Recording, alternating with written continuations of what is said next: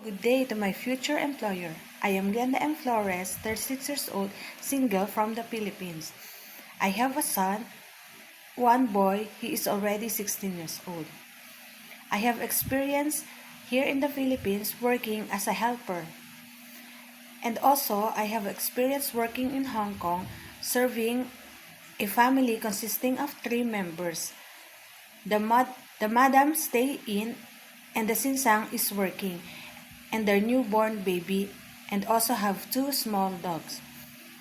My main duties are cleaning the living room, keeping it tidy up and clean because I want a house that is clean and well maintained.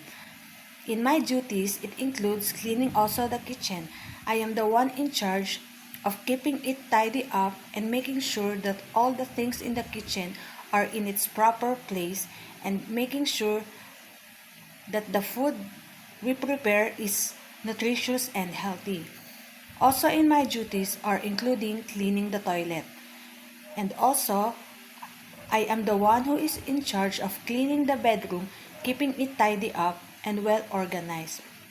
Also in my duties are ironing the clothes, washing the dishes, washing the clothes, cleaning the rooftop, and keeping all things in their proper places and well organized.